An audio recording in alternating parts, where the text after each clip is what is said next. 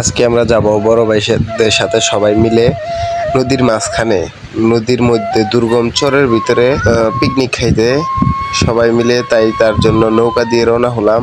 মাঝের চরে যেহেতু যেতে হবে নৌকা পার হয়ে, তাই প্রাকৃতিক সৌন্দর্য দেখতে দেখতে আমরা যাচ্ছিলাম।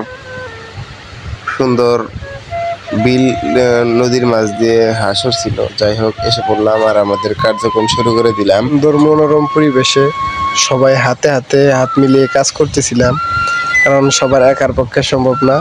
তাই সকল কাজ আমরা শুরু করে দিয়েছি। ভাত চড়াই দিছি, ভাতের পানি মাপ দিছি। 1 ডুগরা পানি ছিল প্রথমে, তারপরে কুমায় টুমায় নিয়ে আবার চড়াই দিলাম। যাই হোক, সুন্দরভাবে আমরা সব কিছু কাজ সম্পাদন করছিলাম।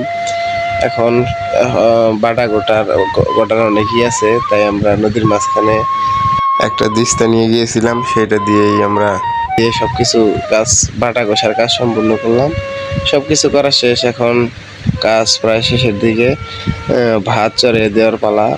ভাত দিন থাকতে আমরা ভাত চড়িয়ে দিলাম, যেহেতু আমরা করতে করতে রাত হয়ে যাবে কাজ, তাই আমরা ভাত চড়িয়ে দিলাম। তারপর পাঠিয়ে দিলাম এই ডুয়েল শেয়ারে ভাত পানি আনার জন্য। তারা খুব সুতাবাজ, তাই তার জন্য পানি আনার জন্য পাঠিয়ে দিলাম। এখন সব দেখাইতেছে আপনাদের, এই নদীর মাঝখানে আমরা খাইতে আসছি। এখন যাই হোক, মামা মাংস করতেছে, কুটা বাছা করতেছে, ধৌত করতেছে। ভাত প্রায় শেষের দিকে, এখন তরকারি ছড়িয়ে দিব। তরকারি মাখান শেষ। ভাত এখন দেখি ভাত হয়ে গেছে, তাই এখন নামিয়ে নিব ভাতগুলো। তাই নামিয়ে ভিতরে গরম ভাত যেহেতু, তাই শুকিয়ে নিলাম। এখন যাই হোক, তরকারি ছড়িয়ে দেওয়ার পালা। প্রায় রাত হয়ে গেছে, সময়ও বেশি নেই, তাই তরকারি ছড়িয়ে দিচ্ছি। যাই হোক, তরকারি প্রায় শেষের দিকে এখন হয়ে গেছে এবং সুন্দরভাবে উঠছে, সুন্দর একটা গ্রান আসছে। তরকারির খুব ভালো লাগলো।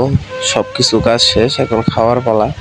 সবাই মিলে এখন খেতে বসলাম। আসলে কি বলবো, যে এই বন্ধু বান্ধব নিয়ে, বড় ভাই সবাইকে সাথে নিয়ে খাওয়ার মজাটাই অন্যরকম, এটা সবাই বুঝেন।